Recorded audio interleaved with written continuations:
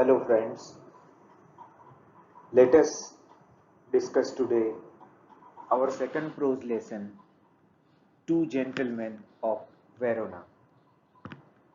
This is actually a short story by A. J. Cronin.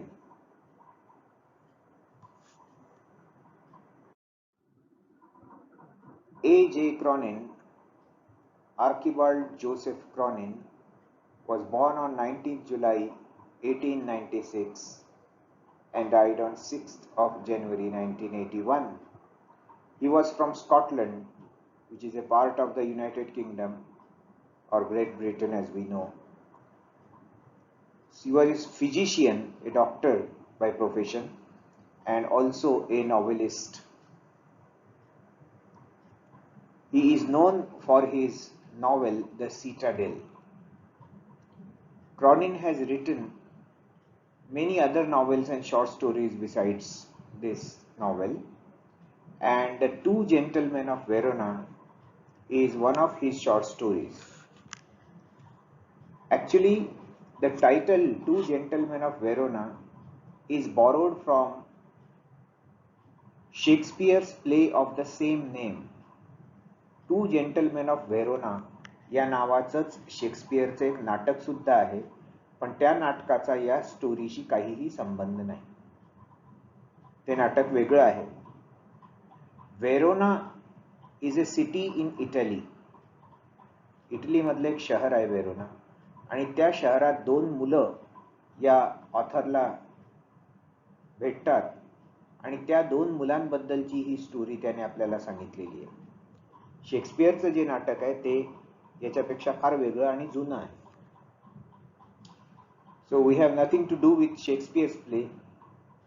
This is a story of two boys whom the author meets in the city of Verona in Italy. Let us know more about the lesson.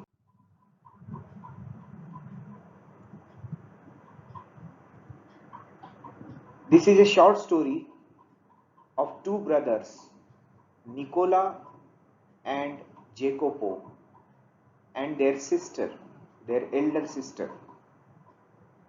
Nicola आणि Jacopo हे दोन भाऊ आणि त्यांची मोठी बहीण यांची ही कहाणी आहे. This story is set in the city of Verona in the post-war Italy. Post-war means post Second World War. दुसऱ्या महायुद्धानंतरच्या इटलीमध्ये वेरोना शहरामध्ये हे कथानक घडतं. This story has the title of one of Shakespeare's dramas, but as I told you, it has nothing to do with it, not related to it. शेक्सपियरच्या ड्रामाचं एक शीर्षक एका ड्रामाचं याला दिलेलं आहे, टू जेंटलमॅन ऑफ वेरोना, पण आपण पाहिलं त्याच्याशी याचा काही संबंध नाही.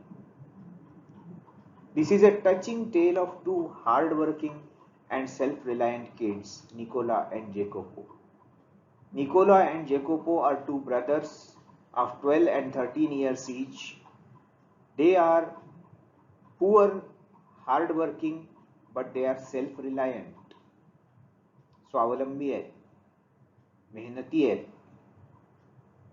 वेरोना शहरामध्ये राहतात, पडेल ती कामं करतात, आणि या दोन भावांबद्दलची ही कहाणी आहे आणि त्यांच्या मोठ्या बहिणीबद्दलची. One day, the author was going to the city of Verona, and just outside the city, he meets two boys who are selling strawberries in baskets.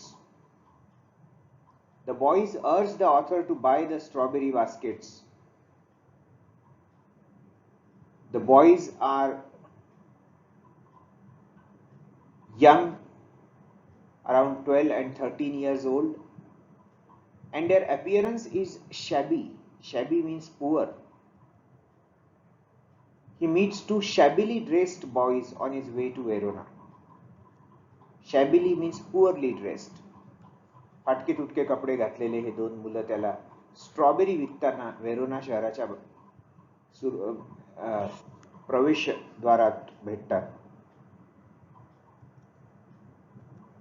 The author at once is attracted towards the boys and he buys the strawberries despite the driver's dissent.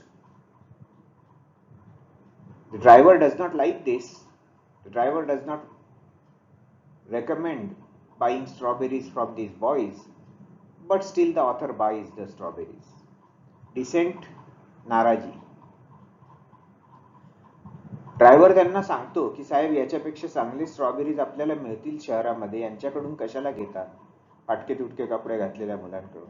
But still the author buys the strawberries. लेखक विकत घेतो त्यांच्या strawberries आणि त्याला त्या मुलांचं एक प्रकारे आकर्षण वाटतं. ते मुलं त्याला सिन्सिअर आणि अट्रॅक्टिव्ह वाटतात.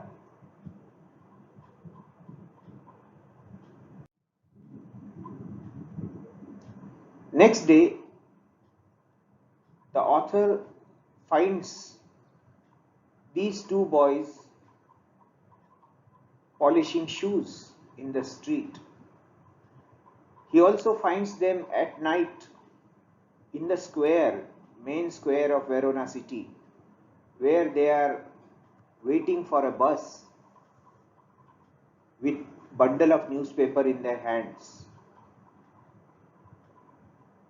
When the author finds them polishing shoes, he goes to them and talks to them because he is curious about them. लेखकाला आदल्या रात्री न्यूजपेपरचे गठ्ठे घेऊन उरलेले न्यूजपेपरचे गठ्ठे घेऊन चौकामध्ये बसची वाट पाहत बसलेले कुठेतरी जाण्यासाठी रात्रीच्या वेळेला शेवटच्या बसची वाट पाहत बसलेले हे दिसतात. दुसऱ्या दिवशी सकाळी ते त्याला पॉलिश करताना दिसतात. अगदी सुरुवातीला ते त्याला स्ट्रॉबेरी विकताना दिसलेले असतात. तो आश्चर्यचकित होतो की मुलं करतात तरी काय आणि किती कामं करतात. या मुलांचं वय किती लहान, हे कोण असावेत, हे का असं करत असावेत, याच्याबद्दल ही बिकम्स क्युरियस. उत्सुक होतो तो. And he talks to them. Nicola and Jacopo introduce themselves to him and they tell him that they do all kinds of jobs from guiding tourists to dropping newspapers. ते म्हणतात आम्ही दोघं भाऊ आहोत, Nicola जेकोपो आमचं नाव आहेत आणि आम्ही सगळ्या प्रकारची पडेल ती कामं करतो. आम्ही टुरिस्ट लोकांना घेऊन फिरायला पण जातो, प्रेक्षणीय स्थळं दाखवायला, गाईड म्हणूनही काम करतो, टुरिस्ट गाईड म्हणून. And we also drop newspapers, we polish shoes, we sell strawberries, we do all kinds of stuff to earn money. The author wonders what might be the need for them, what might be the reason that they want to earn money by doing all sorts of jobs. का बरं यांना पैशाची गरज असावी, का हे इतकी मेहनत करत असतील, याचा विचार लेखक करतो. He is surprised to see them working very hard, which was unusual for their age, rather unusual for their age. त्यांच्या वयाच्या मुलांमध्ये सामान्यतः न आढळणारा मेहनतीपणा त्यांच्यात दिसून येतो लेखकाला. हे या वयात इतकी मेहनत का करत असावेत याच्याबद्दल आणि त्यांच्या या कठोर, टफ आणि शॅबी म्हणजे गरिबीच्या जीवनशैलीबद्दल लेखक मनातल्या मनात आश्चर्य व्यक्त करतो की याचं काय कारण असावं.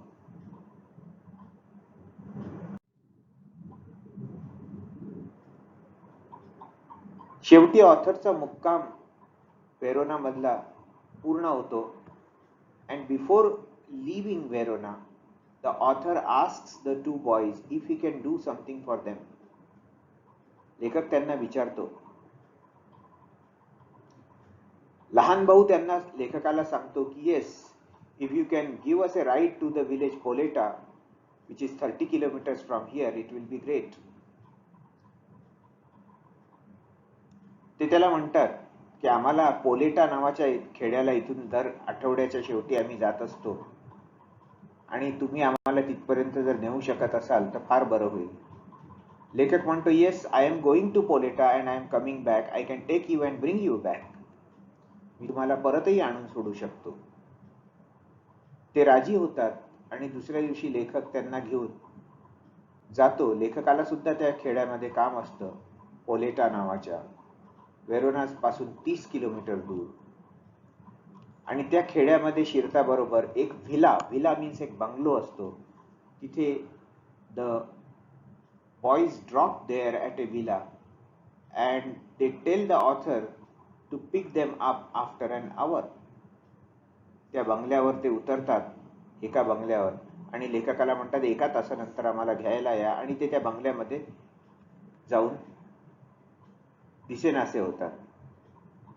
लेखकाची उत्सुकता काही शमत नाही. तो त्यांच्या मागे मागे लपत लपत जातो आणि ते काय करतात ते पाहतो.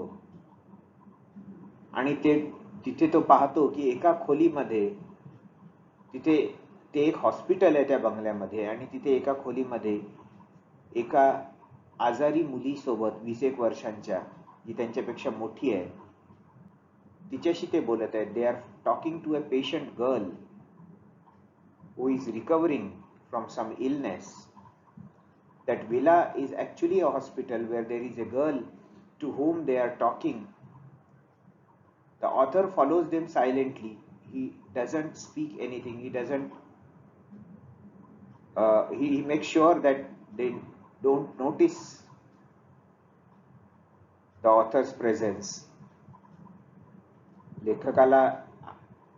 लेखक त्यांच्या मागे आहे हे त्यांना तो कळू देत नाही.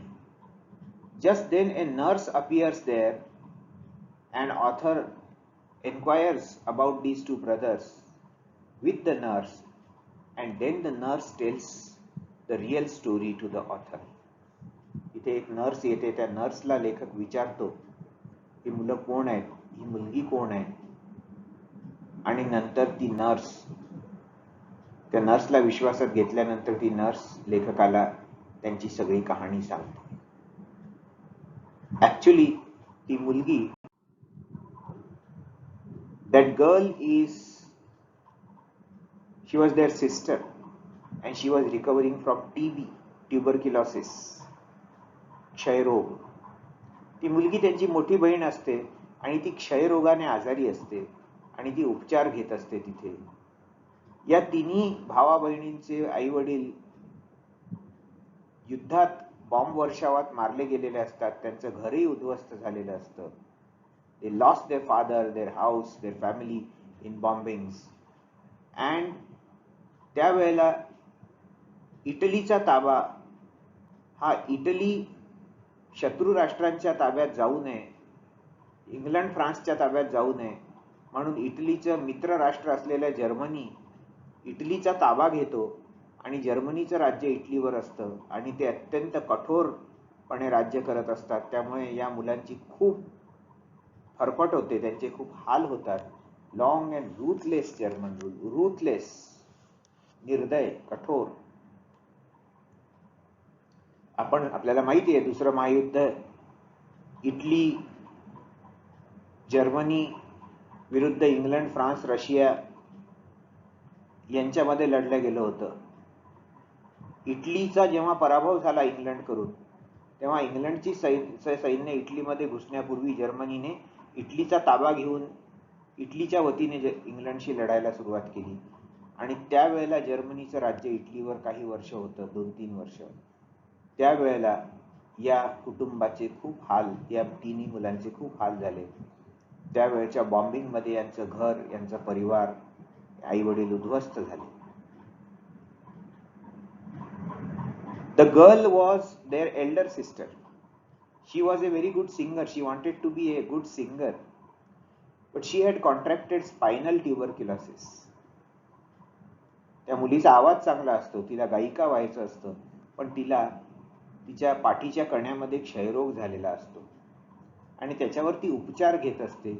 आणि त्या उपचाराच्या खर्चांसाठी या मुलांना पैसे हवे असतात आणि म्हणून हे 2 छोटे भाऊ आपल्या मोठ्या बहिणीच्या उपचाराचा खर्च वेरोनामध्ये पडेल ते कामं करून करत असतात आणि दर आठवड्याला दर काही दिवसांनी आपल्या बहिणीला ते भेटायला येत असतात तिथे.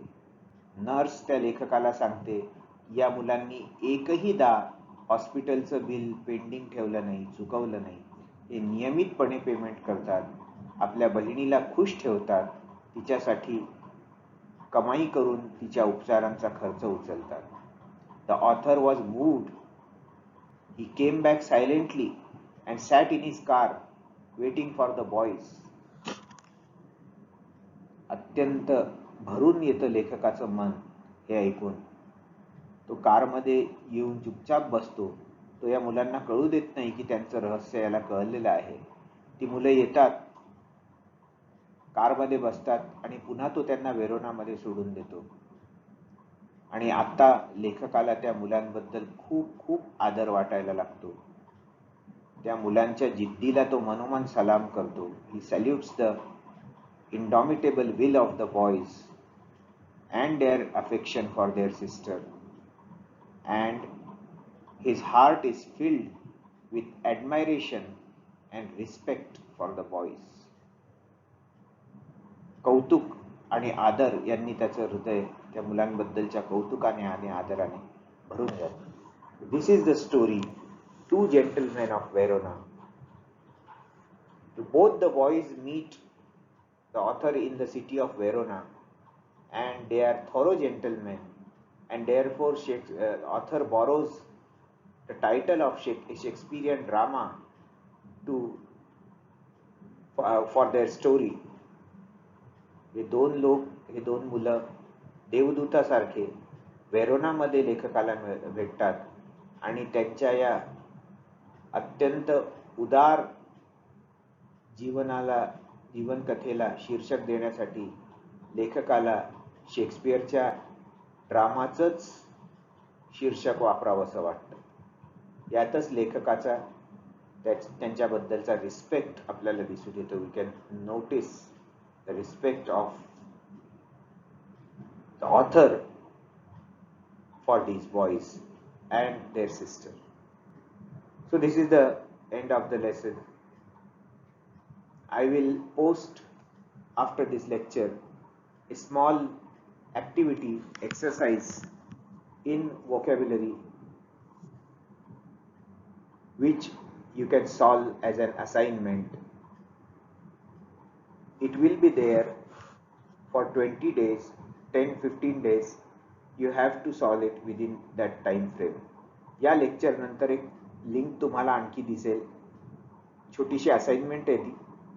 फक्त तुम्हाला किती हा लेसन समजला त्याची टेस्ट करण्यासाठी. काही मार्क नाही आहेत त्याला, फक्त सॉल्व करायची आहे. 5-10 दिवस ती तिथे राहील लिंक. त्याच्या आतमध्ये ती सॉल्व करायची आहे. I hope you will do it without fail. Next lectures will continue. Till then, thank you very much.